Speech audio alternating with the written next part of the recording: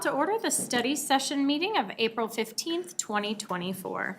Members of the public are invited to attend in-person city council meetings in council chambers on the lower level of City Hall. Public access to tonight's meeting is also available on the city's YouTube channel online and by telephone using the call-in numbers posted on the meeting agenda. Will the clerk call the roll, please? Mayor Leidy, Here. Mayor Pro Tem Luke Manjero Massa, Here. Councilmember Burns, Here. Councilmember Jaramillo, Here. Councilmember Kondo, Here. Councilmember Roper, Here. Councilmember Goff, Here. Councilmember Nowicki, Here. Councilmember Walker. Here. Thank you. All right, we have 3 items on the agenda for tonight. The first one, healthy eating, active living. That is our HEAL committee update. And so our planning manager, Becky Smith, is here to introduce this item. Hello. Hi, good evening, Mayor Leidy, Council. Becky Smith here to present the HEAL update. This update tonight is based on a strategic planning session that we had at the end of 2023, and we wanted to check in with City Council and let you guys know what the committee is thinking about as that we move into 2024 and beyond. Since this is several of yours first interaction with us, or we might be kind of new to you, we're first going to provide just some background and history of the HEAL committee, which is Healthy Eating, Active Living, and talk about some of our accomplishments as well, because one of the things that we'd really like to hear from you tonight is if there's anything you would like the committee to be thinking about or working on as well. So HEAL started with the City Council passing a resolution in 2014. It was from the Live Well Colorado. They were supporting what they called the HEAL Cities and Towns campaign, and they were encouraging communities to pass these resolutions that looked at improving access to healthy eating and active living by passing policies that made their communities develop in healthier ways. Based on that resolution, we formed a resident committee in 2015, and we've been going ever since. In 2017, we achieved elite status through the Live Well Colorado campaign. But then in 2019, Live Well actually discontinued the HEAL Cities and Towns campaign, and in 2020 rebranded to Nourish Colorado. So you may still be familiar with some of the work that they're doing, but now they're focused solely on food systems. Some of the things that the HEAL committee has worked on over the years is in 2016, we completed a food access assessment that looked at gaps in the community that we may have to access to healthy foods. We did that with a grant from Live Well Colorado for technical assistance.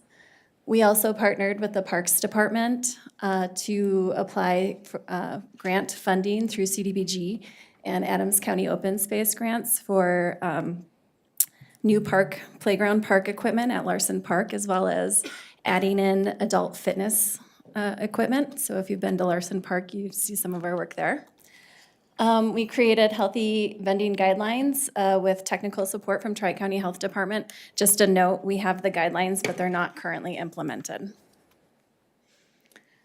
We were also awarded Adams County Open Space mini grant to get bike racks that are North Glen branded to put in parks, as well as work with our business community to put bike racks outside their businesses, as well as bike repair stations. And we have sponsored, we sponsored an e-bike scholarship program through Smart Commute Metro North. This was working with low-income qualified residents to help them cover the cost of an electric bike through participation of the Smart Commute Metro North program. We did have 12 North Glen residents participate in that program, and we have 5 currently that are waitlisted for the program. We've hosted several different types of community classes. So we've hosted classes on backyard beekeeping, backyard chickens and gardening, as well as a healthy holiday series and a bias workshop. We hosted a virtual teen vaping seminar to discuss the issues around teen vaping. We've supported the 9 News Health Fair at Crossroads Church, as well as encouraged community volunteerism through the Snowstormers program and the Farmers Highline Canal cleanup. And then we've Also tried to get different types of healthy activities going in the community, including full moon bike rides, supporting Bike to Work Day several years, working with the schools as well as through our own events, bicycle rodeos to support bicycle education with youth. And this last year, we supported the Breast Cancer Awareness Walk in 2023, and we plan to support it again this year in 2024.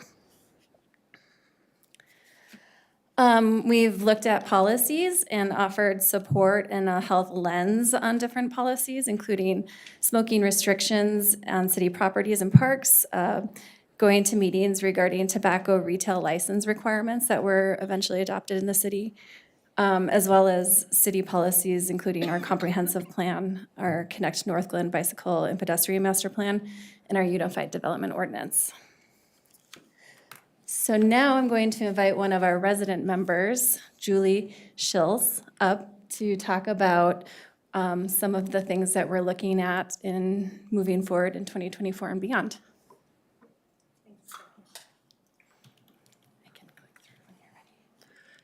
Hi, everyone. I'm Julie Schills. I've been a member of the HEAL committee for several years. I was trying to decide if it was before COVID or not, and I can't quite remember. But before I mention the work that we've done as committee members, I just wanted to thank the city staff, Becky, and the rest of the team for all the support they've given us over the last few years. It's been a privilege to support many of the activities, most recently the cleanup. Participated with some of you during that event. So as Becky mentioned, the history of HEAL, healthy eating, active living,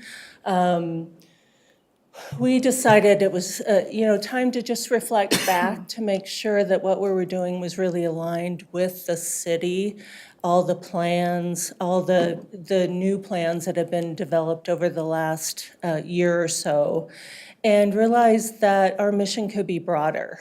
So wanted to bring in additional elements, and as you can see with this physical, social, mental, and safety, and we really felt that those were elements that were within the various plans. I will not get the names right, but that have been developed. So we'd like to rebrand ourselves to Live Well Northglenn, taking a bit of a nod from the past, but also bringing forth what the community is saying in the plans that have been recently developed. So the team, as Becky mentioned, got together during our regular meetings, but also a very strategic planning meeting to come to this point of Live Well Northglenn, having a broader focus to represent the community and moving ourselves into 2024. So we spent time, I'm not going to read our mission statement, but just say that, as part of our process, we reflected on our original mission statement and broadened it to reflect the 4 areas that I mentioned previously. We think it also aligns with several of the other mission statements that are within the other plans that have been developed for the city as well, and really reflect our ability to maximize other programs that the city is already doing, maximize other programs that are within the community, so not reinventing new things, and really focusing on what the community is saying through the outreach that all the city staff do to really support more broadly the needs of residents in the community. Becky, anything else? No. Okay. So it was great to be here. I know the rest of the committee members really appreciate when we have the opportunity to come and talk with you. Thank you so much. So moving into the 2024 goals that the committee has discussed working on, they really want to continue the focus on bicycle rodeos and bike education in the community. So we are talking with other city departments on how we can continue to keep that program going in a sustainable way.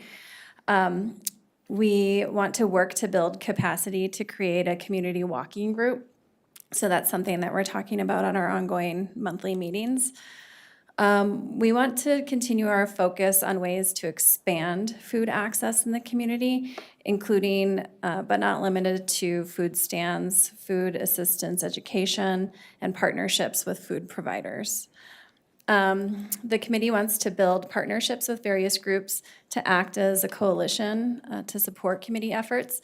We have a really strong partnership with North Metro Fire, and the North Glen Police Department has been a huge support with bike rodeos when we've partnered with elementary schools. We also want to build a stronger partnership with the North Glen Recreation Center and help support some of the things that they're already working on because they're already doing so much. We want to build more relationships with some of the local businesses, healthcare businesses and professionals, and nonprofits like Community Reach. And then we want to continue to build on some of the initiatives that the city has already started, such as the air quality campaign. We have several air quality monitors, or 2 air quality monitors, hopefully a 3rd soon, in the city. And so we want to have a campaign this summer that focuses on air quality and heat safety education. We also want to identify areas for shade structures, prioritizing public spaces, trails, and rights-of-way. And then we want to engage with low-income neighborhoods to understand barriers to health. Those were the things that the committee identified, but they really did feel strongly that they want to make sure that City Council aligns with a lot of these things, or know if City Council had other ideas that fit within the mission of the committee. So I would love to open it up for questions or discussion at this time. Great, thank you. Councilmember Kondo? Thank you, Madam Mayor. So a few questions, I have 3. With this rebranding and a new mission, does this create an opportunity for the group to tap into some grants or other funding streams, and are you doing that? Yeah, so the group, I wouldn't say it opens up new opportunities per se. I would say that a lot of the existing opportunities are still there, and opportunities for this group. Without having Live Well Colorado anymore, we've lost some of that easy technical assistance support. However, there are opportunities often posted through, for example, AARP or other organizations where our mission could align, and we could look at some of those opportunities for sure. Okay. Second question, I liaise with North Metro Fire as the city's representative, so I'm curious as to what partnerships, because obviously I get some time to speak during the board meeting. Yeah. From the city's perspective, I'd like to be able to speak to that. Yeah, absolutely. So Pam, and I'm totally blanking on her last name, which is embarrassing because she's been on the committee for quite some time. She is part of the fire district's education arm. And so she does a lot of the CPR classes and training, as well as the bike education programs. And so that's where we've really cemented that relationship, is through the bike education. So she will be helping support the Derby Days on April 27th when we're there with a bike rodeo. And we might even have some of the firefighters come if they're not on a different call. April 27th? April 27th, yep, at Derby Days with the Kids Fishing Derby. Very good. Actually, our board meeting is tomorrow, so I can speak. I will email you her last name. Now, my final question is, areas that I think it might be useful to kind of focus on. And one thing that kind of continues to float up in my mind is that 1 out of 5 residents are under the age of 19 here in North. So that's a pretty healthy percentage. And when I go along, when I do the ride-alongs, I see a lot of kids that are just kind of not having a good, how should I say this? Somebody that's a good example to them, and they could fall into the wrong group of people. So I'm just trying to figure out, is there an unmet need where maybe there are opportunities to partner with Big Brother or Big Sister or United Way or some other existing program out there to give our youth some structure. And make sure that they're falling in line with people that are of good character and good nature as opposed to affiliating with maybe the not so. Yeah, I think that's a great idea. I will definitely bring that idea back to the committee. Okay, thank you. Councilmember Jaramillo. Thank you, Mayor. I have a few questions. When is the breast cancer awareness walk going to be, and where will it be? It is scheduled for October 12th this year. Okay. And it will probably be the same loop that we did last year, but that's still to be determined. I don't think we finalized that, but we started at E.B. Rains Park and ended at the large pavilions there. Okay, around what time? I don't know that we have all the details planned yet. I think it's probably going to be, I think it was at 10 a.m. Okay. Yeah. Okay. I'm getting nods from the folks behind me, so. Good, and I'm curious, what are bicycle rodeos?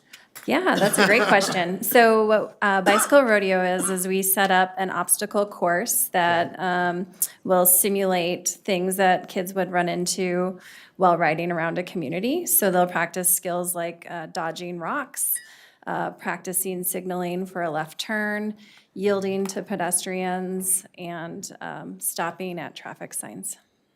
Very good, and for your initiatives, what are some of the parks or public places that you feel have the most need, that you see that that this program, Live Well Northglenn, can make a difference? So I don't know that I'm qualified to answer that question on behalf of the committee. We have had discussions about ways to program our different parks to get them more utilized throughout the community. Some of our parks are very heavily utilized and some of them don't see as much utilization. So is there a way to program an activity and help residents see that there is a park nearby them that maybe they didn't realize they had access to? Okay, and does your committee have members from each ward? Are they at large, or are they from? They're at large, and we Okay. currently have 5 resident members as well as staff support. So Okay, we'll probably have a conversation about recruiting more new members because we've lost a couple over the last couple years. okay, so. thank you. Councilmember Goff. All right, well, first I'm going to say thank you. This group has done a lot of hard work, I know. You said something quickly, and I want to make sure I heard it right, or you can say some more about the healthy vending. Are you talking about vending machines at the rec center, and you said it's currently not being implemented, or? Yeah, city vending. We worked with Tri-County Health Department to create guidelines that would adhere to what is considered healthier vending. It's not necessarily like health food vending. But when we did try to implement that, it was really challenging because the vendors are private owners of the vending machines. And so it was not necessarily, the idea was great, but the implementation was definitely rocky, and I think we learned some lessons with it too. When we started with the idea of healthy vending and healthier vending options, we did do taste testing at the rec center with grants that Tri-County Health Department had to see what people liked and whatnot. It just was, I think, that private ownership versus what we have control over that made it more challenging. Are there plans to try to tackle this again, or, I mean, where are we? I'm just trying to think. I know Yeah. for a while, there were like monster drinks or something in the. Yeah. And I Yeah. don't think that's happening anymore. I mean, I can certainly, if council wants us to start having conversations again, I think we could explore what makes it feasible or what makes it challenging. But I know that there were significant challenges to, even once we had most things as healthier vending items, unhealthier items would come in. And I've been told anecdotally that, you know, the unhealthy stuff is actually what sells, which is why the vendors want to put it in there. So, Yeah, okay, yeah, I think that's a sad thing, and it's hard to sort of encourage people to have the healthy choices when they've got another choice as well, so that Yeah. might taste better maybe. So I would be interested in hearing more about that. And then the other question I had is you talked about shade structures, which I think is a great idea, but what about benches along trails? oh, Because I've had a couple seniors, say that they wish, they could have a place to stop and rest, and then they might be able to walk longer. Yeah. Oh, yeah, so, Yeah, that's definitely something we should look at. I agree. okay.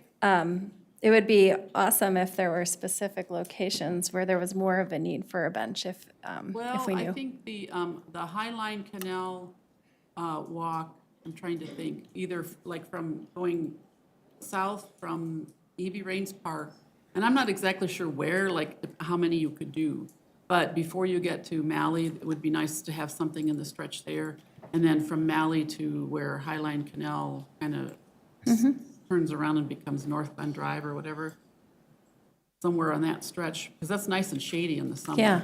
the trees. I like that suggestion. Thank you. So those are, that's just Ward 3, 2 places I know of, so if anybody else has a suggestion, go ahead. Thank you. Councilmember Nowicki? Thank you, Madam Mayor. Thank you for being here. Yeah, I like this, the kind of rebrand to focus a little bit broader. Couple questions here. Do you know what came out of the food access assessment that was completed in 2016? Yeah, there were several recommendations and data that had a lot of good data for this community. I would say that we would need to refresh some of it to see if it's still accurate. But it identified food swamps, so where there's a lot of access to unhealthy food items, as well as where there were gaps in our food system for healthier food items. I will say that after development of that plan, we did have the neighborhood Walmart open as well as the Save-A-Lot. And so I think some of those gaps have been filled by some of those opportunities for our residents. It also looked at how much of our community is taking advantage of programs that they might be, or that they are eligible for, such as SNAP. So I know we had a large percentage of SNAP eligible residents that weren't participating. So that is an area that we could do some education and get residents some help where then they could reallocate limited resources to other things they might need. Great. I also, I like the idea of kind of coordinating with other, community groups that are already kind of doing this, at least around some of the food stuff. And I think of Food for Hope in particular, and kind of working with them. Actually, at the business meeting this past week, the business event that the community had, I had an opportunity to speak with, I believe it was the CEO or president, Food for Hope, and she talked about some of her work in North Glen and the things that they do. So I think it might, maybe connecting with them might be kind of a launching off point. As far as possible suggestions, I think, a couple things. Mental health stigma. I know just that in part of the rebrand, kind of expanding to focus on mental health. Reducing the stigma around mental health, or just educating people on kind of what mental health issues might kind of come up. And particularly if you're able to kind of coordinating with Community Reach Center, I think they might be able to help with some of that. I also think of, and I think Councilmember Kondo alluded to this, since we have a lot of youth, maybe involving our kind of youth committee, and also I sit on the senior board as well, getting our, maybe even you coming or someone from your group coming and presenting to the seniors, they might have some ideas. Because I do think things like chronic disease management might be particularly relevant to them. Yeah. With regard to youth, maybe some of the mental health piece, as well as, social media use, things like that. Yeah, I think that's all I have for now, though. Yeah, thank you. Those are you. great suggestions. Thank you. Mayor Pro Tem? Thank you, Madam Mayor. Thank you so much, Becky. Thank you for all the hard work that the committee has put into this and continues to put into this. This is so important. I have a couple of questions, or just some things that I'm interested in finding more about. So the walking group and working towards building that. I know in Ward 4, there was a lot of interest in having some kind of walking group, like around Croak Reservoir and things of that nature. Is that kind of along the lines of what the committee is thinking? Because I think it would be amazing if somehow they can, reach out to all of our different ward meetings maybe and present, and that could be a way to build a community group that way. Just because I know there's a lot of healthy seniors and young people who would love to do something like that. Is that kind of along the lines? Yeah, that's exactly what we're thinking. What we're trying to do is create groups that can be sustainable without necessarily always having a leader. So if there's a date and a time, or if there's already an interest in a ward, maybe it is a meetup, and then, you know, it grows over time, and then maybe some weeks there's 4 people that meet up at that time, or something like that. We've found with some of the things that we've tried where it required a leader, it became more challenging just with resources that could be allocated towards putting on these events. So that's kind of what we had in mind, but I think we could probably talk to the committee too about if someone is willing to be present to at least get it started and kind of see what happens.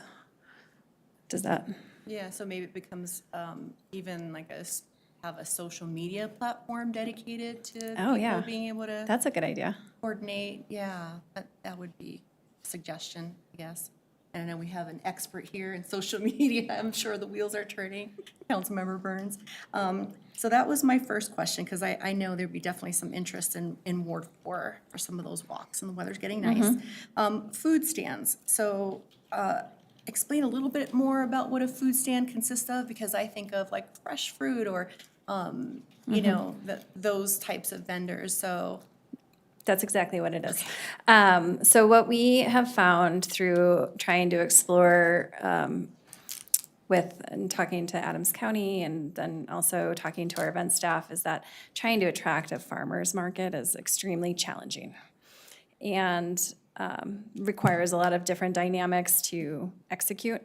And so one of the things that we looked at is there a way to promote just more individual fruit stands and vegetable stands in the summer? And one of the ways that we are already doing that is we did update our zoning code to allow for that with the permission of a private property owner on commercial sites.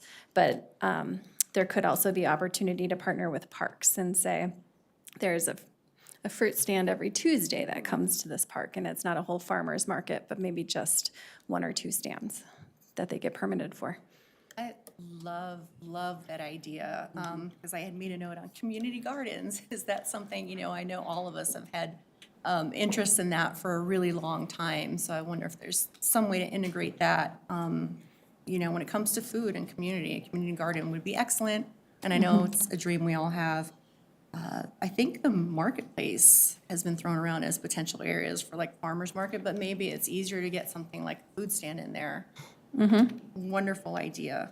2 more quick things in the shade areas. I know since you've already done work in some of our parks or Larson Park, I'm wondering if, you know, if there's consideration for like shades over the playground structures. I know EB Rain has it, but kids can't play in the summer in some of the parks, like the Northwest Open Space Park. It just gets so hot. That plastic is, you know, over 100 degrees, and so there's no kids playing out there when parents would love for them to be playing. So that's just one question, if that would fall into some kind of CDBG or open space grant. That would be really cool. And then the last thing, I'll just support what a couple of council members have spoken to in terms of, you know, involving our teens, and the youth commission is an excellent place to start. The teen vaping education that was done in 2020 virtually, I know the youth commission was really interested in working on that. So I think in general, it's just a good thing to bring back, because it's really hurting our youth. So would love to see maybe that roll back down. Okay. But thank you so much. And that's all I have. Thank you, Madam Mayor. Councilmember Byrne? Thank you, Madam Mayor. Yes, I know a few of my other council members have mentioned the Youth Commission. I am their liaison. I think coming and speaking with them would be excellent, because they are also very interested in addressing food insecurity in our neighborhood, and that's one of their community goals this year. So I think that would be really interesting. And I would also, speaking of like, you know, benefits that people are not taking advantage of in our city, do you work with our crew team at all? I've met with them, yeah. Okay. And we've talked about how we can partner, and we actually created postcards at one time that we sent out to the community and then provided with crew Yeah, because for, I think about that. y'all would be an excellent, like, before step, Yeah. like, and hopefully preventing people from ending up working with crew. I think like that pipeline would make a lot of sense. And yeah, that's it. I just wanted to mention that the Youth Commission is working on food insecurity, so please do come speak Yeah. with us. No, I just made a note to chat with Amanda and see about getting on the agenda. Yes. That was the last one. Thank you so much. I love the rebrand. I think it's brilliant. Great, Very thank you. inclusive, so thank you. Thank you for being here. Thank you. Thank you. Okay, the next item tonight, 2024 Performance Management Program Redesign. So our Director of Human Resources and Chief Diversity Officer, Tamara Dixon, is here to share. Good Hi. evening, Mayor Lighty, council members. Happy Monday. Happy Tax Day. Yeah. Happy to be here. So when City Manager Geyer arrived in 2018, the last item on her first-year game plan was to redesign our performance management program. And I am so happy to say that that task has been completed, and I'm excited to give you all an overview this evening. So what I'll talk about, let me put my eyes on here. I'll give you an overview of our project, tell you what our supervisors will now rate. That includes new core competencies, our core values, and every leader has additional competencies, so I will talk through those. I will talk about our new rating scale and introduce you to our roadmap that we created, and then tell you what next steps are. So before I get into the meat of the program, I have to give huge thanks to our project committee. This team worked together from 2022 until this process went live. And as you can see, we had a cross-departmental team come together. And on this list, we have all positions throughout the organization, including 3 directors who participated in this process. And June Ramos, who some of you may recall was the consultant who worked on our cultural design work in 2020. So we were happy to have her join us for this project as well. So just a brief overview. When we started this work, we considered what were our guiding principles. You know, I mentioned City Manager Geyer's game plan, so obviously that was one thing, and the work of our cultural design team. They did all of that great work redefining our mission, vision, and values, but that work was not wrapped into our performance evaluations. So we used that information as well to redesign this process. As mentioned, we have new core competencies, new leadership competencies. I'll talk through our new values and the new rating scale. The team did not do this work alone. We have bi-monthly JAM sessions. So JAM stands for Joy and Accountability for Mid-Managers. Those are bi-monthly trainings that we provide for mid-managers. So the team took our information along the way to our managers to get their input and their feedback. How are we doing? Were we on the right track? And so we had a lot of input there, which was great. And then we also took the information to our leadership team, so all directors were able to weigh in, and they saw the final project before we went live this January. So what will a supervisor rate? And again, this project kicked off this January, so this is our current program that we are utilizing. We have 4 core competencies that are rated individually. Every single employee is rated on those 4. We have our 6 core values, which we rate collectively, and then technical competencies. A note about this. So each classification in the organization obviously has different technical competencies. As an example, our police officers, safety and use of their weapons. Our parks crew, use and safety of equipment, mowers. So rather than develop separate technical competencies for each classification, we decided to have those spoken to in our job knowledge and high-quality work product competency. And then, as mentioned, 3 leadership competencies, and that is for any person in our organization who has at least 1 direct report. So I've kept you in suspense long enough. Here are our new 4 competencies. Again, every employee is rated on this. Emotional, social, and cultural intelligence. Love this competency. How good are we at building relationships, our interpersonal skills, working in diverse cultural situations? So we're all rated on that. Adaptability and change management. The world of work is changing almost daily, right? So we need to be able to embrace change and effectively navigate it. Job knowledge and high-quality work product. Do we achieve the goals that we set annually? How good are we at time management, taking initiative, and successfully managing our work on a day-to-day basis? And then lastly, learning and development, which is a really important competency. I'm of the opinion that we never stop learning, nor should we stop. We should always seek opportunities to learn, and we ask our staff to do that as well. Continuously grow their skills, learn new skills, so again, that they can achieve the goals they set for themselves and also the goals that you all set for the city. So those are the 4 competencies. If you are a supervisor, leader, or manager, you have 3 additional competencies for a total of 7. The first is to be an effective change agent. So we expect all of us, right, to be able to embrace and navigate change. Well, as a leader, I need to be able to help my staff embrace it, right? And if they don't know how to navigate it, that is my role as a leader. Managing and leading others. How well do our leaders inspire and motivate our employees? That's important. What I want to really highlight in that definition is the coaching and mentoring aspect. Super important to be a mentoring manager, really to help employees grow. If employees' performance needs help them, coach them to do that as well. And then lastly, financial acumen and budgetary responsibility, we argue, is for every single leader. Even if you do not have the responsibility of putting the budget together annually, you need to be able to work within it and be an effective steward over our resources. So those are our competencies. And next is our core values.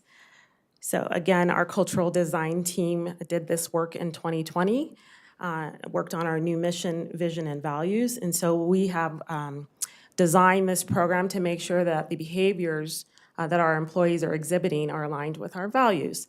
Customer service excellence. We need to be responsive and empathetic and really work to go above and beyond in our day-to-day work. Inclusivity is an internal value. We encourage our diverse team to show up, as their authentic and full selves so that they can work together and all of our employees are valued and engaged, and we support each other to reach our full potential. Integrity goes without saying. Are we doing the right thing even when no one's looking at us? Accountability, being responsible for our actions, our behaviors, and our work product. Respect, every single person in our organization is important and every single role matters. So we need to treat each other as such. And then lastly, joy, and I so love that we have joy as a value in our organization. We spend the majority of our lives at work. We need to be able to come to an environment that is happy and joyful and fulfilling so that our employees can show up and be productive and engaged. So those are the values. And we ask supervisors to rate those collectively. We don't want them trying to spend all day writing a narrative for each value, but just pick 2 or 3 and speak to those. So here is our new rating scale starting in 2024. We now have a rating of exceptional performance, consistently exceeds, meets expectations, and that is a great rating. So there's education around that. Meets is like par in golf, right? That's a good thing. And then improvement needed or unacceptable, which we hope no employees fall into those overall ratings. But if they do, then that would require a performance improvement plan be put into place for that employee. A little bit more on our rating scale. We did get questions when we rolled this out. Why do we have 5 ratings when we receive a 3% merit increase across all employees? And that's 3% for civilians, 6 for police, 7 for sergeants.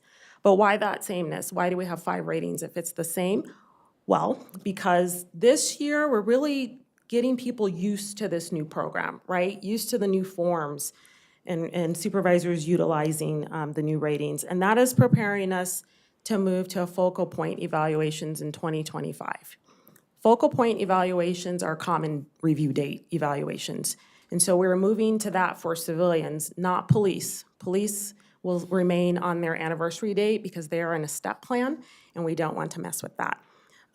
We did do some research in the Denver metro area, and most municipalities are on a common focal point review date. So that's preparing us to move there in 2025, and that is in preparation to, in 2026, move to pay for performance if budget allows. So do you want to put that caveat in there, if the budget allows? And what that means is there will be specific merit increases tied to those ratings. So what I love that we did, because you often have employees saying, well, how do I rate exceptional, or what does that look like? So we took every single competency and every single value, and we developed performance indicators. What are those behaviors that tell you how you reach exceptional? What you see in front of you is an example for the competency of job knowledge and high-quality work. So if an employee wanted to be exceptional, there are 6 behaviors right there outlined that tells them how they can get there, and then you see that across the board through all the ratings. We also have an example for the value of inclusivity, and we have done that for every competency and every value. Next, I want to speak to the performance, the roadmap, the performance management roadmap. And I have to give a huge shout out to John Eisel if he's watching, because my version didn't look like this, and he's so talented, and he put this together for us.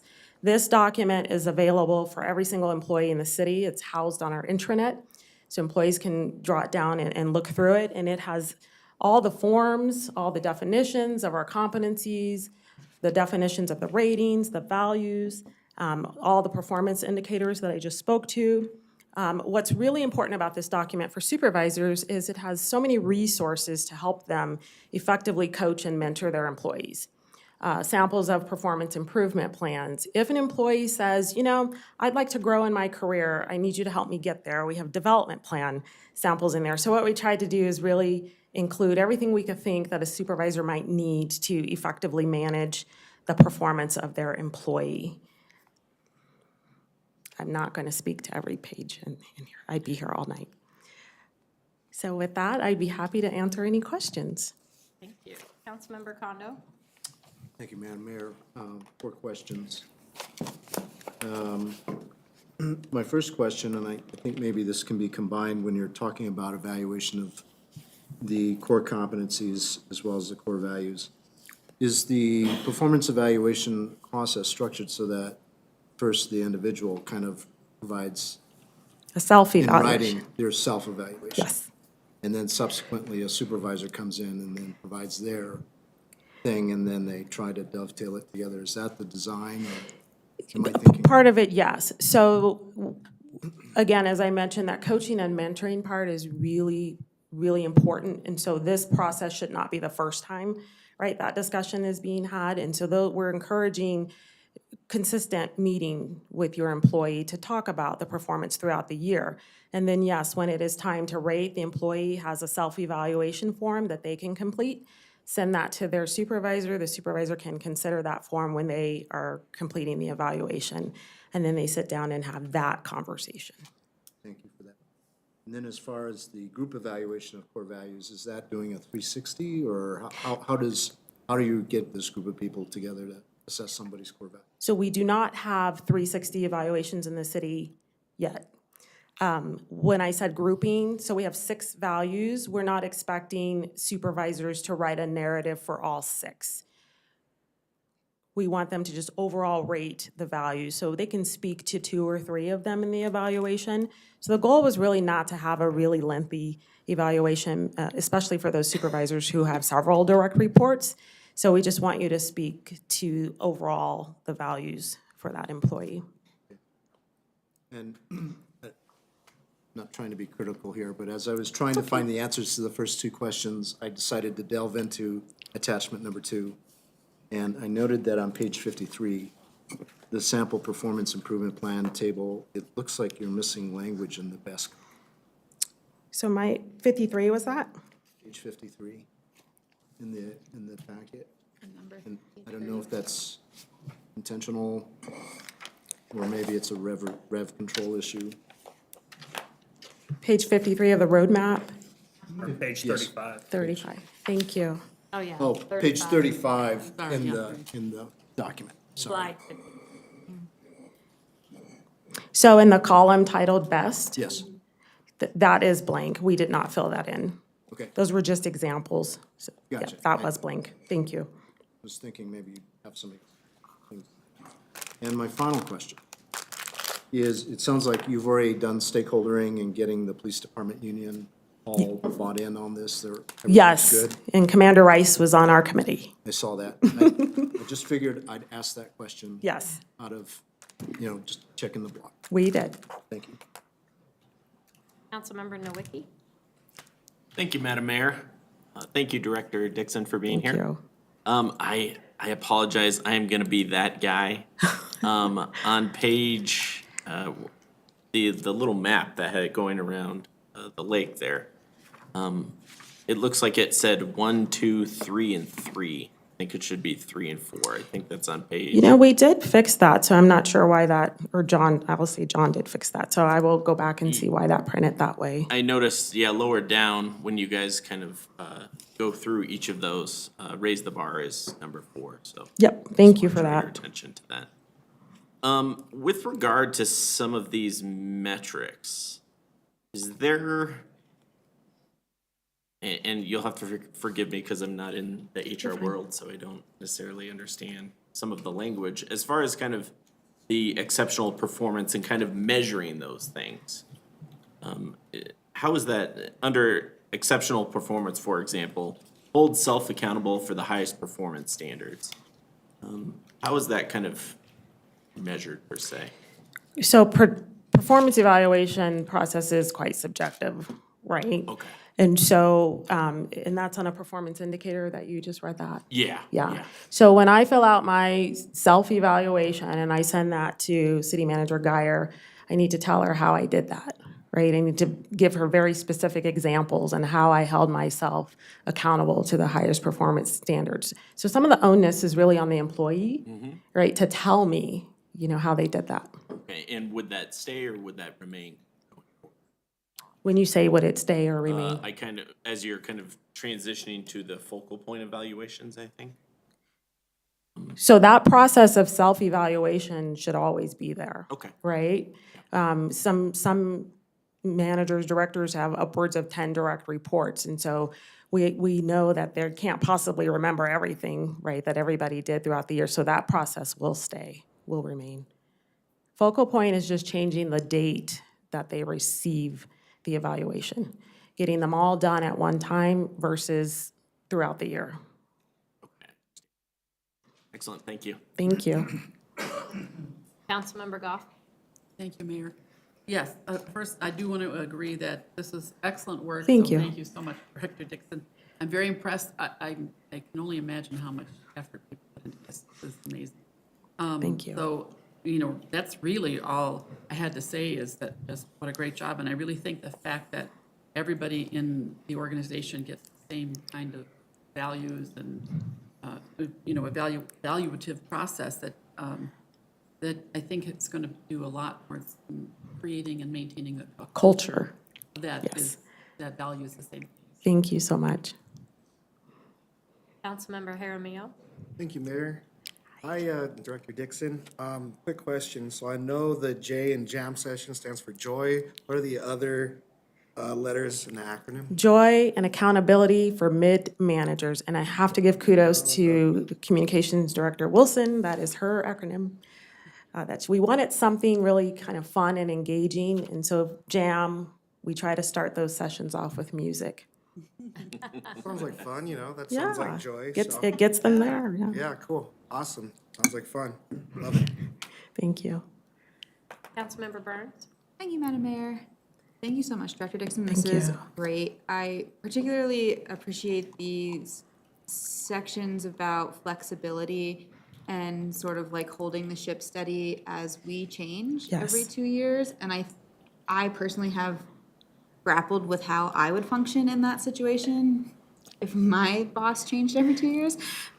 So I really think that that is really important to have in this position, to being like that sort of flexible, forward thinking, but still like maintaining the core focus of what your job is and what Yes. you were brought in to do. So I think that's really smart. And I you. just wanted to give kudos for that. Thank you so much. Yeah. Hi. So this is a lot of good work. Thank you. And I think the roadmap is so important because it comes for two different stakeholders, right? It's a toolkit for the managers, but also for the employee. Yes. And I think that's really, really important. I did have a couple of questions. The first thing that caught my eye was the 100 ways to say very good. And then I was like, oh, and then I was really happy to see that there was more to that later on. Yes. Because we want to make sure that the positive feedback is specific and connected to the performance indicator. And so that did come up later. And because obviously we all like to hear like, great job, but sometimes it's what was great about it. Right. And so that came further down, so I thought that was great. A question I had was around training and calibration, because the hardest part is usually that difference between exceeds and exceptional. Yes. And that's where you're gonna have those tough conversations if an employee says, hey, no, I'm exceptional, and the data is right on the line. And so Absolutely. I was just wondering about the plan for sort of calibrating. Yes. So work to be done still on that. I can tell you how it worked in another organization that I was in, and it worked very well. And this is a main reason why we put the performance indicators, those very specific behaviors. And so managers were responsible. We were on a common review date. Managers put them together. The directors calibrated. And so directors all got in a room and had to justify the ratings. And if the language wasn't there, then we had those hard, tough, crucial conversations, right? And some ratings maybe had to change. So it's really, is the language there? Are the behaviors really identified that justify that rating? And you just have to sit and have those conversations. Is there a process for the employee to come with data that maybe the manager or the evaluator doesn't see? That is the self-evaluation process. There is a form, and I'm not sure it's actually in this roadmap, that we've created for the employee to speak to their competencies and their values and provide any information that they need their manager to see. Okay. And again, those are conversations that should be happening throughout the year. Yeah. Yeah. What if there's an argument? Like, what if the employee doesn't feel like the ratings are justified? So haven't gotten to that, but that happened to me actually in a different organization, and I was sent back to justify it. My supervisor sent me back and said, you have today to give me information on if I'm going to change your rating, you have to justify it, and I did that. And so if that were to happen here, we would ask for more data. Okay. Yeah. No, I think it's beautiful. It's Thank you. definitely years of work, I can tell. And I'm just very appreciative of all the people that came together to do that. That is incredible. Thank you so much. So thank you. Thank you. All right. Okay, input on Rocky Flats Stewardship Council questionnaire. So we have our water quality coordinator, Shelley Stanley, is here. Hello. Good evening, Mayor, Council. I am Shelley Stanley, Water Quality Coordinator. I'm also the alternate on the Rocky Flats Stewardship Council. And we are seeking your input on the future of the Stewardship Council, as well as identification of your top environmental priorities. I'd like to start with a little bit of background information that will be pertinent to the survey. The Stewardship Council was formed in January of 2006. It's formed as a local unit of government under the Colorado Constitution. It's largely funded by a grant from the Department of Energy. There are 3 consultants that are paid out of that grant. David Abelson is the CEO.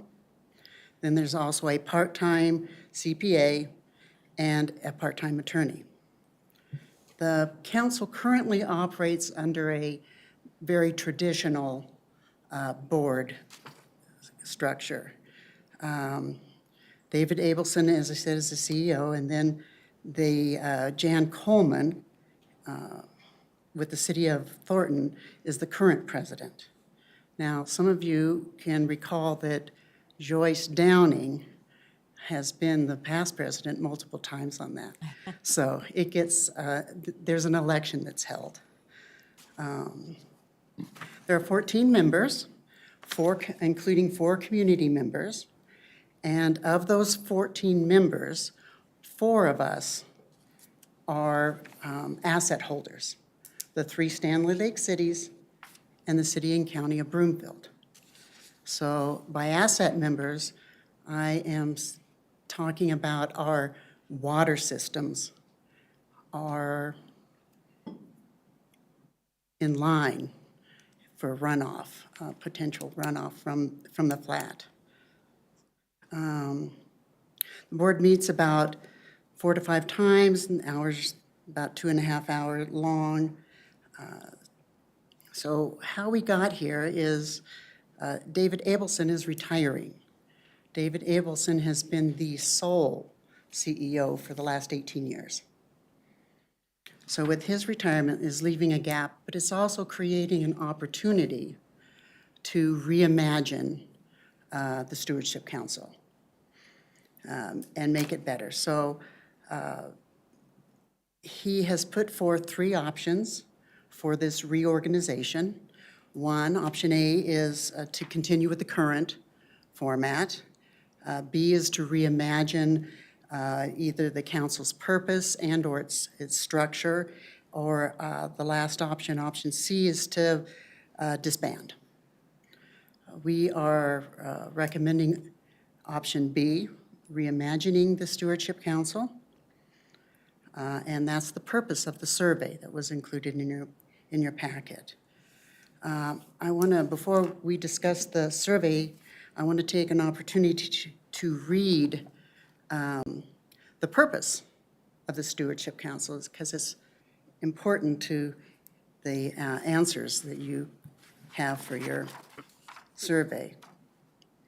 So and actually I'm reading from the original document that formed the Stewardship Council. So the responsibilities of the Stewardship Council: to solicit and encourage public participation in appropriate activities relating to the closure and post-closure operations of the site. Number 2, disseminate information on the closure and post-closure operations of the site to state government or local and tribal governments in the vicinity of the sites, and persons and entities having a stake in the closure or post-closure operations of the site. Responsibility number 3, transmit to appropriate officers and employees of the Department of Energy questions and concerns of governments, persons, and entities referred to in paragraph 2, which I just read. And the last is sort of a catch-all, or other duties as assigned. Perform such other duties as the secretary and the other local stakeholder organizations jointly determine appropriate to assist the secretary in meeting post-closure obligations. I want to emphasize that this document applies to the central operable unit and the central operable unit only. It does not apply to the refuge, which surrounds the central operable unit. So with that, I will take any questions, and I don't know whether Councilmember Kondo, you would like to go over the survey, or not quite know how you would like to proceed. Well, at this point, I'll just add a little bit of color. And that is that, in the 18 years of the Stewardship Council, I think that what has happened is that, you have a regular group of residents that attend, and some have some longstanding issues that have kind of not continued to be relevant in the modern age. And unfortunately, it becomes somewhat the animus when we have those public comments are not very constructive. And to a certain extent, it causes a lot of angst and grief for people. And my sense is that for Mr. Ableton, that I think he's kind of at the end of his rope. So for many of the people that are on the board, you know, we're sitting there thinking, okay, well, you know, if he's going to retire, can you find another David Abelson kind of individual who has that longevity and the history of Rocky Flats and the legal perspective? Because, you know, when he joined, I think he came off of Representative Skaggs' staff. And he was responsible in many ways for establishing this whole framework and getting the grant funding from the DOE to subsidize Rocky Flats stewardship. So to be able to replace him would be really, really, really hard. And then on the other hand, it's, well, is this an opportunity to remake the organization in a way that can be a little bit more friendly, user-friendly, I guess is the way that I'll use that term. Because this thing is so long in the past. I believe the facility was closed and remediated and totally disestablished in 1995. Well, that's almost 30 years ago. And so what I'm interested in knowing and would like to receive your input today or over the next few days, because this is a questionnaire. This is not a survey to go out to every single resident in the city. Each of the 14 board members are going to complete a single questionnaire. And my duty, my job here is to make sure that I am reflecting the plurality view. So you'll see an attachment 2 in yellow highlight. This is my first draft, sort of laying it out on the page. And I'm doing that in a way to make it easy for you all, because many of you have no idea. And so I'm trying to provide that context. But I am also at this very same moment and over the next few weeks before we have to solidify this by April 24th, I want to make sure that the language in here is going to be satisfactory to you. Now, Ms. Stanley recommended that we, and I'm going to kind of point you here, there's a section where it says on page 7, 4 paths forward. Staff is recommending option B. Where I sit on the board, I also am in concurrence. I recommend option D. And you'll see in question 7, I've kind of put my rationale for why options A and C don't work. But further down, I want to say in question 9, that's where I'm really interested in receiving your input and thoughts about how would you want to see a reimagined Rocky Flats? So I'm not asking for that answer tonight, but I would like to ask you to put your thinking caps on. And what I can do is kind of hit you up individually. That sounded really bad. Reach out to you individually and receive your inputs. So that, and oh, by the way, I'm actually having lunch with Joyce Downing on the 24th. So that's going to be a great opportunity to talk to a former president and somebody who has had long time horizon with the city to bring that perspective, hopefully a very balanced and weighted perspective. So my ask of you, I hate to issue a homework assignment, but my ask of you is to, if you wouldn't mind reading through these responses, and in particular, if you have some thoughts about how you want to see what a reimagined Rocky Flats Stewardship Council is, if you are indeed in agreement with option B, if you could provide me some of your thoughts and language in there, then I can do the massaging and kind of get it all tied together. So that's kind of what I'm asking for council guidance and agreement. Okay, Councilmember Goff? Thank you.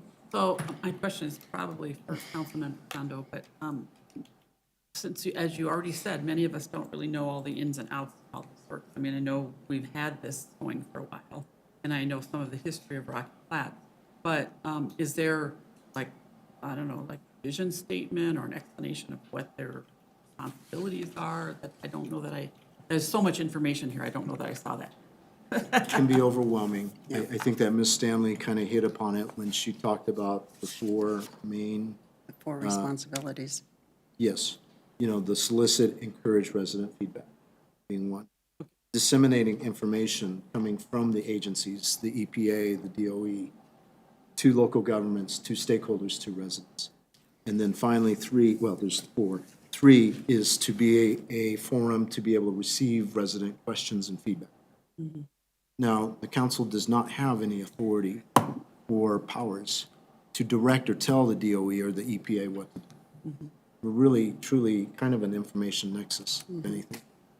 And then the 4th is, perform other duties as the body finds. Well, we really haven't defined any other duties. So it's really those big 3 things that I So just you're talked about. looking for suggestions maybe on how residents can give input that doesn't devolve into like repetition every meeting Yes. of complaints? So for example, and this is the reason why I'm asking for the body's input.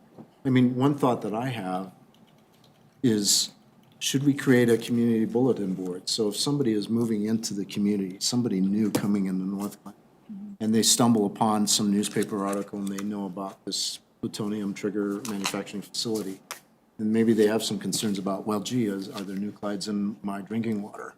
It's an opportunity for them, A, to go to this landing page and learn about the legacy from authoritative source, right, hopefully, which would be the Rocky Flats Stewardship Council or the DOE. And then B, post a question. Should I be concerned about radionuclides getting into the water stream, into the drinking water source for North?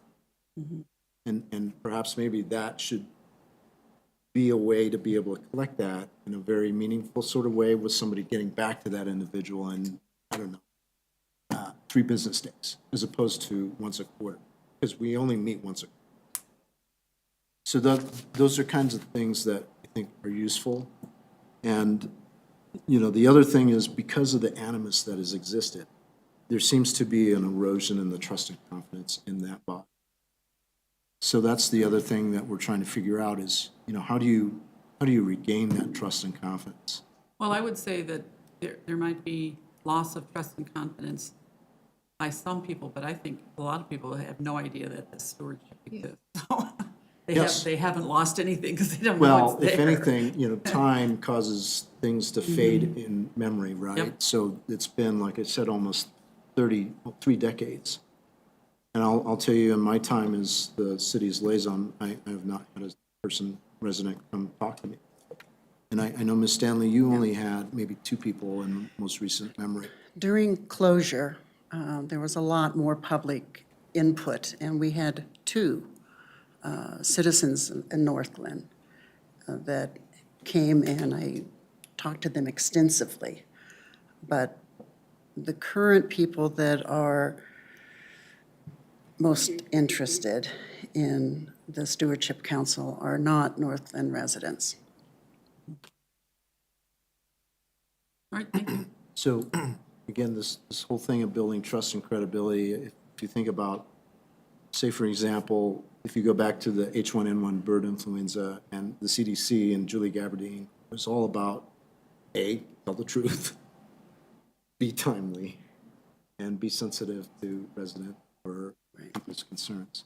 So my thought is, maybe with those sort of guideposts or principles in mind, it could be an opportunity for us to be able to reset and do something that at least is responsive. And yes, some people will have their legacy suspicions. Unfortunately, the Rocky Flats Stewardship Council was not around when Rockwell managed the facility in the 1950s, when they had the so-called Valentine's Day.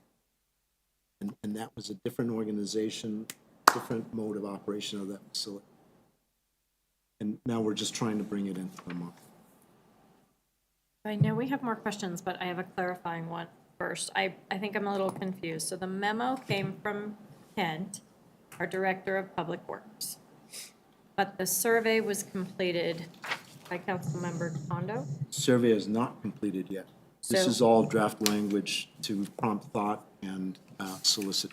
it looks like it's completed because you actually put ratings in. So I'm looking at like question 3, you're rating it as a 5.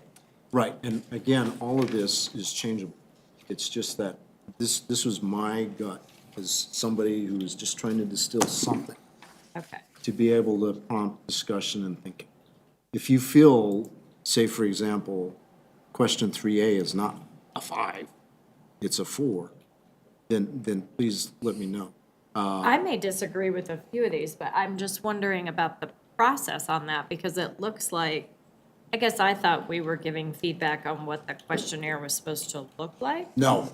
This is, That question, the questionnaire is solidified. okay, so the questionnaire is here and you did like a draft, you sort of filled it out I ahead started of time. completing it because if it was left blank, there are a lot of technical questions or things that maybe aren't understood. So Okay, I figured I would vomit what I Okay. know, distill what I know from my involvement so that you're not left there guessing. okay. And I think where I got confused, because there is a ton of content in there, which is helpful. Yes. But it seems like it's your opinion with your rating. Correct. And now it's Okay. time to bring the remaining 8 of you all into this process. So is that something where we need to go question by question and have a Well, so conversation? I would like to ask our city attorney, initially, when I started working on this with staff, I shared a link to this document that would allow anybody to go in and modify it. Is that out of bounds in regards to open records or meeting rules? Unless there is a way to show all of the drafts, so if someone asks the question, we'd like to see all the drafts of X. It's one of the problems we have with Google Docs, is you can't track what the drafts are if someone makes a records request for all of the drafts of a document. So from my perspective, not preferred, because if someone wants to, makes an open records request for the various drafts, it's a working document. So if, say, for example, this was saved as a Word file and sent to each one of the council members and they did red track line changes, Then it would be easier to track for records and purposes. then individually send it back to me, and then I guess I would work with staff to try and signal average, and try and figure out what is the aggregate or plurality Yeah, perspective. from a document management perspective, under Cora, it's not practical, and I recognize that, but that is a better way to manage the documents. So I guess I was wondering,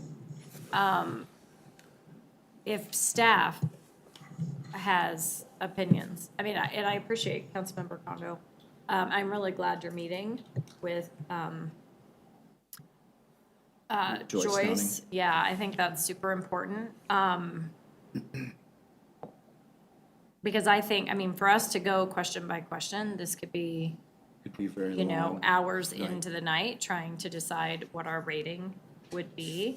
Because I think I just have a different perspective, and so you have a lot of 5s on here, and I was like, ooh, who did this? I don't know that I share that belief, so I don't know. I mean, then does it just become an average if we do it that way, Corey? And then how is that truly representative of what council believes? I agree, I can't answer that question. And is this truly, council is filling this out? Is that the audience for this? That is for the 9 of you to decide. So- I mean, ultimately, it is the city that is providing a response. How you get to that is up to the 9 of you. Okay, okay. May I, yeah. Madam Mayor, add Yeah. a little bit more context? The survey was only completed April 1st. They want to, or survey, I said survey, it's really a questionnaire, because we're not surveying everybody in the city. It's a questionnaire for each one of the 14 board members. It was completed on April 1st. They want to have all the feedbacks rolled up and received by April 24th. So this is an excruciatingly short deadline. And I wish we didn't have this. I wish we had maybe 2 or 3 months so that Right. there would have been more socialization and understanding. I will tell you that in our last RFSC, Rocky Flat Stewardship Council Board meeting, there was a lot of discussion about, well, how exactly are we supposed to complete this? Do we need to have a town meeting? Okay. Do you just work it out among the day's members? And there was no guidance or clarity on that. Was, you go off and figure it out on your own. But just make sure you come back by the 24th with your questionnaire response. Well, when I'm looking at the 14, and I'm thinking, is that what everyone else is doing? My guess is no. Like, the city of Arvada, the city and county of Boulder, city of Golden, city of Thornton, city of Westminster. I mean, is that, did you get the sense that everyone was gonna do it this way? You know, I did not have the opportunity to ask the other cities and counties. I probably should have. And I'm more than happy to take that as a after action item. Okay, well, I may have more questions, but we have more Yeah. hands. You do Councilmember have Nowicki? Jan Coleman and Nancy McNally as Yeah, responding, that. so clearly that might be an opportunity. to- yeah. other guy. Thank you, Madam Mayor. I think now I'm more confused than ever. Yeah. As to what exactly I thought, similar to what the mayor said, you kind of wanted feedback about the questions now that you've kind of answered them. You'll have to forgive my ignorance, and I recognize I probably need to meet with you kind of individually to understand the history.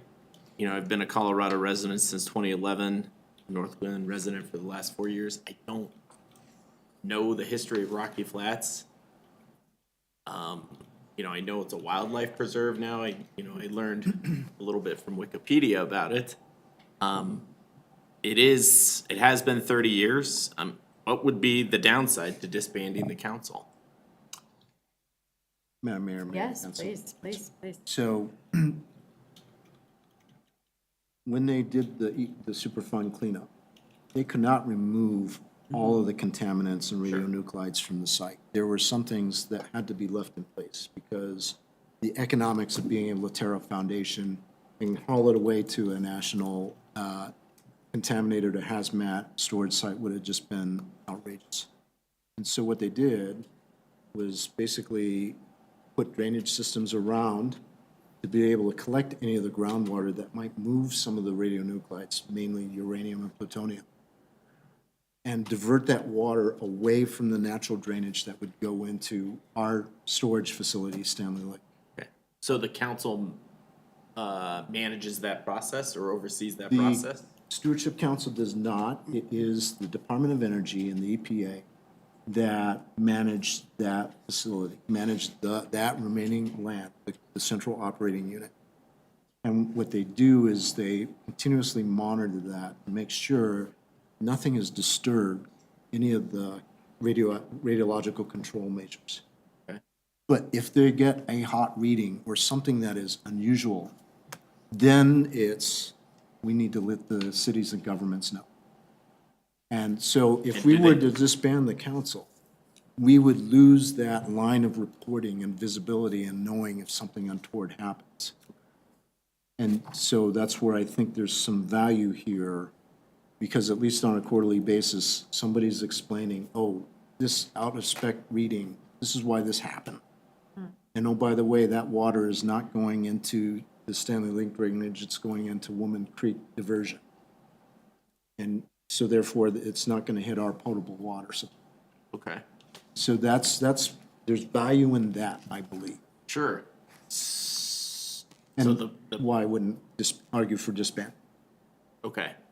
Then I think reimagining the purpose to be like we protect the groundwater essentially. Yeah, you You kind know, of and continue it that seems like you could function. meet twice a year, be like, hey, is the groundwater poisoned? No. Okay, good meeting. Yeah, Or, you know, it could be that. It could be that the resident input becomes maybe a website or a portal. But with some staff engaged and involved to make sure that responses are coming back quickly. right. And I guess in that line of thinking, would the city of Northland get notification if the groundwater did be? Are they We kind of better do get monitoring that? notification. We Sorry? better be We getting- do get notification, sir. Okay. And it's the groundwater and surface water are both monitored. Okay, the stewardship council gets a notification or the No. city? I get a notification, you can sign up with the DOE, and they will notify you when they have collected the samples and when they have posted results. Okay. And this is actually very complicated chemistry. Yeah. It is. This is not like doing a titration in your high school lab. They send these samples Right. to the national labs, and it takes like a month to count. Yeah, and you'll have to forgive me. I want to honor the history and legacy of North Glen and Colorado, and just respect that people aren't necessarily concerned about this anymore. I feel like residents on a whole, again, it's kind of like they're not concerned until there's a problem. Right? Yes, So maybe that's necessitates option B, reimagining the council's purpose. We are the kind of silent protector. it could be that. Along those And lines. I'm not trying to walk you into that, but hopefully this conversation that we're having causes all of you to kind of have some thought about where do we want to be? Where do we want to end? So, Right, and I think it. okay, thank you, Councilmember Nowicki. So we have more questions. I want to go back to the timeline really quick, though, because it says approval of questionnaire is May 8th, and then the collection of the responses is into the summer without a deadline.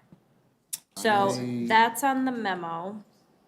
I had April 24th as, I'm looking at the memo, and I'm also, so staff's recommendation is to support option B until the questionnaire is determined. And I'm just wondering about how much of this should truly be staff-driven and not council-driven. And I'm not gonna call colleagues out, but there are other people in that list that are doing that. They're relying on staff to have the conversation, and they're recommending disbanding the council. So I just want to make sure that we're doing the right work, because I don't know that other municipalities are doing the same. And so I would really like to kind of get a handle on that before we dive in too deeply with our own opinion. But do you want to respond to that?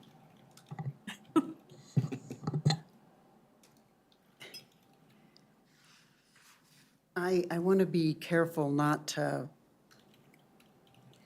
lead you down a path that you may not want to go, because I have my own thoughts, having been on the Stewardship Council for 18 years. I actually would love those would love to thoughts hear that. because of your expertise. I think it's Please important. indulge us. I mean, that is what we like to hear from staff, so. It is a great loss, David Abelson retiring. It will create a void, and as Councilmember Kondo said, it's a hard one to fill. That makes the reimagining a little more difficult, because who is going to take his place? We have not had the Stanley Lake cities are concerned with Woman Creek drainage. Broomfield is concerned with Walnut Creek drainage. So staff looks at the results from Woman Creek Reservoir, or Woman Creek drainage, excuse me. And we have not had a hit in all the years that I have been on that. Most of the developed area where the plutonium triggers were actually manufactured are on the Walnut Creek drainage. That said, the 903 pad, which I think most of you probably have heard of, and if you haven't heard of it called 903 pad, that was where they stored the 55-gallon drums outside. That is in our drainage. So that is our vulnerability. So I go back and forth that, we haven't had a hit for almost 30 years, but it's a dynamic situation. I mean, things can happen. We can have landslides. We can have, as Councilmember Kondo said, there is still infrastructure out there that is deeper than 3 feet that can act as a conduit. There are pipes. There are stormwater, all of which complicate a decision on how to go forward. So I guess I probably have just muddied the water even more, and nothing with Rocky Flats is ever straightforward.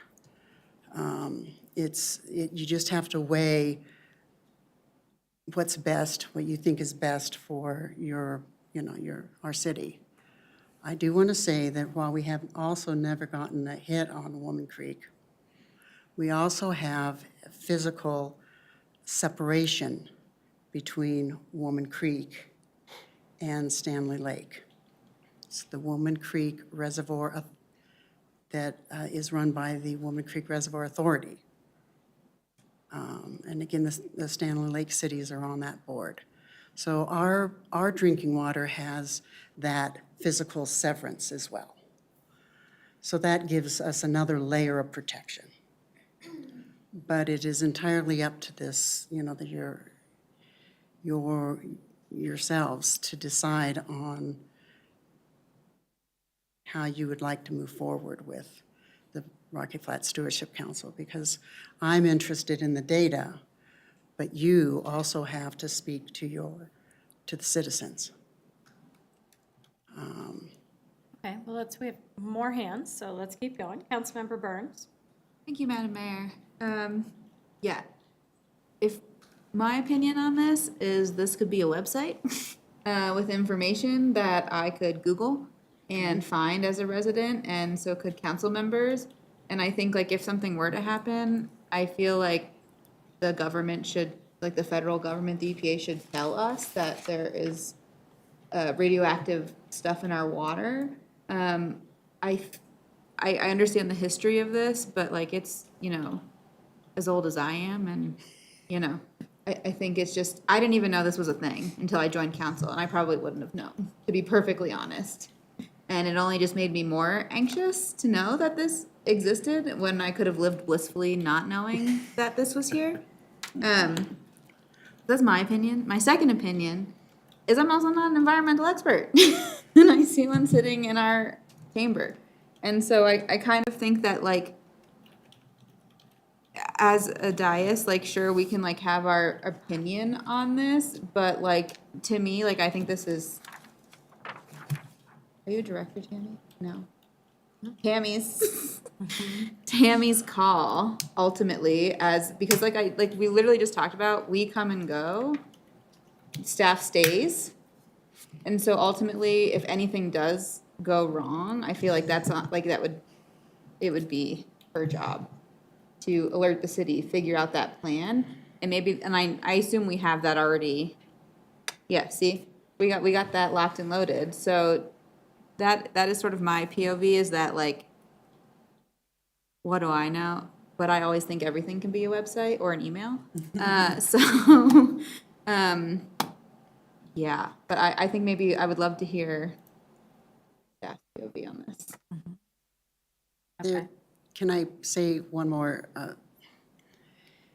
Although we have never had a hit, I can tell you that as the new regulations come down, and you've heard of forever chemicals,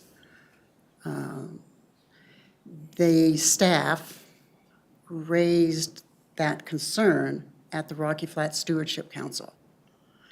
They then started sampling. So that's an example of, maybe the old, we haven't gotten a hit on the old, at least not yet, constituents that are being followed. But as new regulations come down, because that will hit your streams, and then that becomes a potential interest to your wastewater plant. 100% hear you. And, I agree, like, PFAS are a thing that, millennials were all getting colon cancer. Now that's a fun new thing. But again, I'm kind of, whose job is it to deal with that? Like, to me, that's staff, not the council, no offense. I think that's where I'm kind of confused, is I'm not quite sure this is a policy decision of ours, but let's keep going. Mayor Pro Tem? Thank you, Madam Mayor.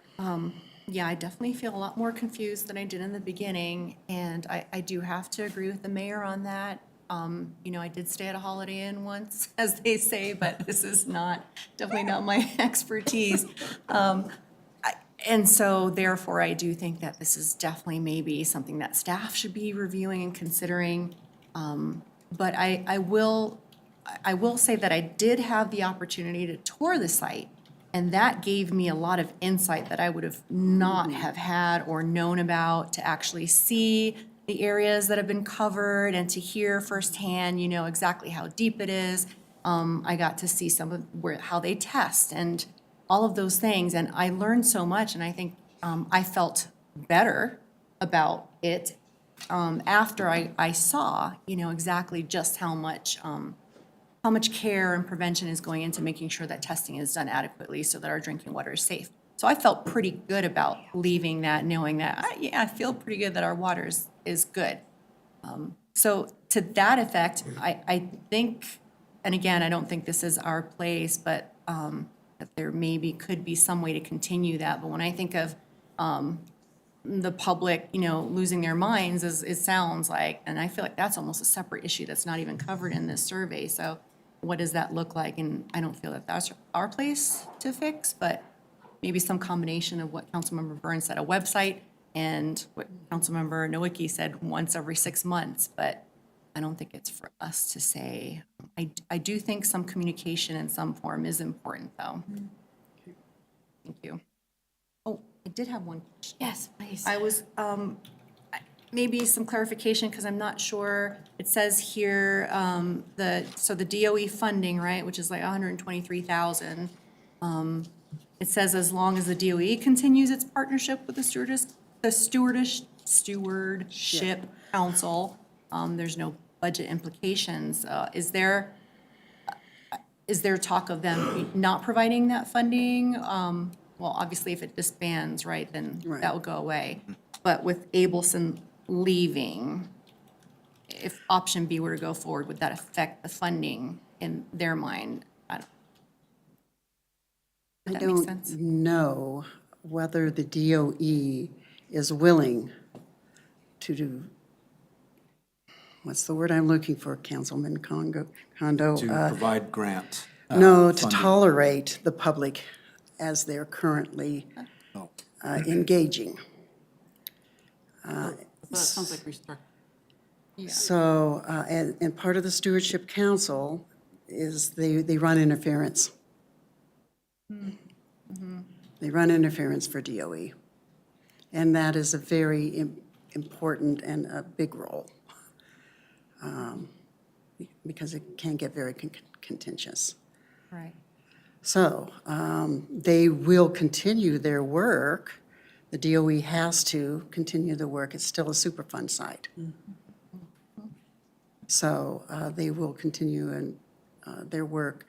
But whether they will, if the Stewardship Council goes away, or if they they reorganize in a manner that DOE doesn't have that protection, then we'll see whether they'll want to continue funding. I don't have a crystal ball, and I can't say, but the DOE are scientists. They're not public, they don't do HR stuff. They're scientists, and it's not their expertise to manage the public in their current fervor. Understood. I see exactly where you're going with this.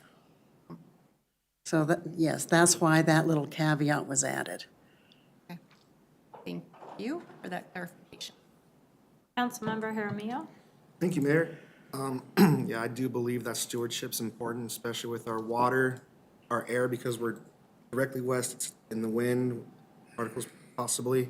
You know, our ground, if something were to happen, God forbid, like something was to be like some kind of nuclear stuff that's been buried, something were to happen, you know, I'd like to be able to have that communication right away. You know, we already went through something recently where we didn't get, or we want to have the information directly to us from staff so we can get it out to the people, to the residents.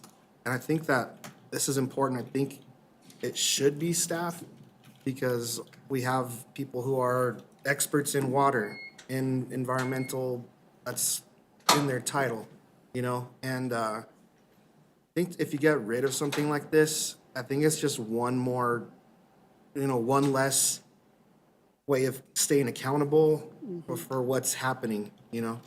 And it's less way to evaluate and make sure like we're reaching out to the Department of Energy and the EPA, you know, making sure that we're staying up on the standards that are frequently being innovated. So I think that, you know, if there's some organizations or municipalities that if they don't feel it's important anymore, then maybe that's up to them. But I feel like this is our main source of water and we should stay up on it. I mean, well, it's near our main source of water. It's in that same area if you look at a map, you know, 8 or 10 miles due west of us. So I think that if you lose that little extra level, there's like just a bigger drop off of that communication. And, you know, as someone who's lived here my whole life, I understand the history. My uncle lived there, worked there at Rocky Flats, recently passed away. Rest in peace, Uncle Joe. But you know, I understand, you know, what was there and have a better understanding of how it was mitigated or the term for it from Councilmember Kondo. He gave me some more insight on that. But, I mean, we're still dealing with plutonium and uranium and other, you know, toxic and potentially cancer-causing particles or elements. So I think that we should all just take that into perspective too, and not just say like, oh, let's put it on a website, and if you're interested, you could check it out. You know, it's like, it'd be good to have updates or have staff like, hey, this is what's going on right now. This is something like we could just bring up to the public if it's, you know, if we don't hear from staff, fantastic.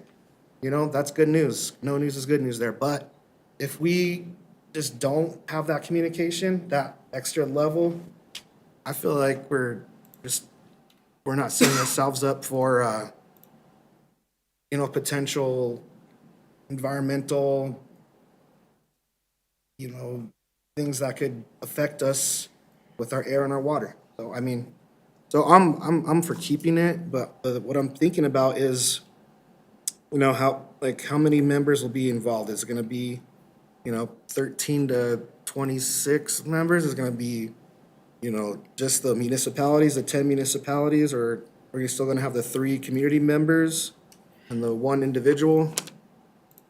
You know, that's what I'm thinking about too with the structure. Because we're gonna have to also, those people that we put in, that we appoint, they're gonna have to either appoint somebody or elect them. I imagine they'd be appointed. Those are questions that I have for just that process. But yeah, I mean, would this be open to staff for somebody to be in that position, or is it, you know, no elected officials? And is it maybe former elected officials, possibly former Mayor Joyce Downing? Maybe could she be somebody who does something like this? Because I need to have somebody who has complete understanding of what it's been, what it possibly could be. You know, so this is just all kinds of thoughts I had, and I just want to get them out there. But I guess the only real question is, how many people are we going to have on this committee if we keep it moving forward? Thank you. So I want to double back to making sure I understand the purpose of tonight's presentation. because I think it was a little unclear to some of us as we came in. So we have the purpose, we have an upcoming questionnaire, we have staff's recommendation to support option B until the results of the questionnaire are determined. And then I think we got kind of stuck on who's gonna fill out this questionnaire. So, I just wanna make sure that we're not, because a lot of questions that we're starting to generate really don't apply to where we currently are sitting with this decision, and we're getting a little off topic. This is an informational organization, right? It says Correct. right here, the primary purpose is the dissemination of information. That's correct. And so they don't make recommendations, they don't discuss any remediation efforts, and they don't take a position. So I want to make sure that we're talking about the right things. And as far as how many people are sitting on it, we don't know until the questionnaire comes out, because I have it on authority that people are backing out. So I don't know that this is gonna move forward, and if it moves forward, it might be much smaller. We don't know that till we get down the road. So I want to make sure everyone with their hand up gets to share, but I also want to make sure that we stay on topic for this memo. Councilmember Goff? Oh, well, thank you. Thank you, Mayor. So I just want to make the point that younger people might not have any idea of the history of Rocky Flats, and, you know, that's fine. I mean, ignorance is bliss, but I am a young person. But for those of us who would have some knowledge of it, I think we do worry about it. I know my husband and I have conversations about it every time something about Stanley Lake comes up, because there is some theory or suggestions that we have heavy metals in the bottom of Stanley Lake that we don't want to stir up. So my concern is if, as time goes on, if 30, 40, 50 years with no problems, doesn't mean that 51st year we're going to have something horrible and we'll be totally unprepared for it because everybody's forgotten about it. So however this goes forward, I do think it's important that there's some means of, you know, accountability and also disseminating the information. And then the other thing I just wanted to say in terms of having the staff, you know, input on this is my model in my head is with CC4CA. A lot of times there are bills or, you know, it's usually bills being proposed that might have an effect on our city. And I don't know all the ordinances by heart and, you know, all the technical information about this and that and the other thing. So it is the staff that I turn to if it's something that we need details about. So I agree that, that they should be giving a lot of input on this. Councilmember Kondo? Thank you, Madam Mayor. So I'd like to attempt to answer a few questions that were brought forward here as we went around the days.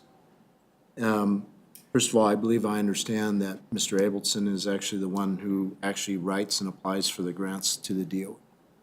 He does have a grant application that he has to fill out. That's correct. So with him stepping down, that individual who needs to write grants and get money from the DOE will be. So that's one thing that I wanted to bring forward for consideration. In answer to your question, Councilmember Jaramillo, the structure is going to be based off of a facilitated conversation that we hope to have. I believe it is in the June timeframe. So really, this questionnaire is the first attempt to get a pulse and a feel for, you know, how are the cities thinking about the Rocky Flats Stewardship Council today, and any thought or perspective about what they might want to see in a 2.0 version, if indeed that's the plurality view of all the membership. And then the last thing I'd like to do is allow for our city manager to make some commentary, as well as our city attorney, just in case I might have put foot in mouth. City manager. Dyer. Sure, I'd be happy to add some perspective. I mean, I think part of what makes this a tricky conversation is you're talking about the executive director who's stepping down. So, but for the fact that he's retiring, should Rocky Flats Stewardship Council remain? And I think the simple answer is yes, it probably needs to look different.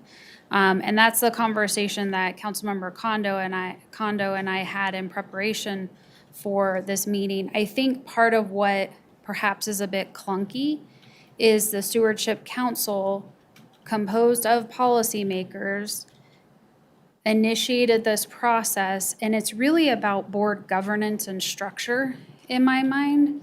And so you're talking about the CEO leaving, the executive director. Well, can that person be replaced? And it sounds like this individual has significant significant knowledge, wealth of information, has really been the nucleus holding this council together. He can probably be replaced. So, but it may look different. And so I think the survey's well-intentioned. I think it's tricky when you're talking about 14 different entities weighing in to the survey. And so really the primary question that I think is most critical for council to respond to Councilmember Kondo with consensus and feedback tonight is about A, B, or C. And staff is firmly recommending B. I do not want to see this council disbanded. And hearing what you shared, Mayor Lighty, I think maybe a step that needs to get added to this whole timeline is pulling together the managers and mayors of these entities and having a conversation at a very high level based on whatever feedback comes in from the respective entities. I view this organization as a mechanism, while it's primarily dissemination of information, it's a collaboration that exists in a formal structure that's an advocacy organization if and when we need it. And I think part of what we don't know is what we don't know, if something's going to happen in the future.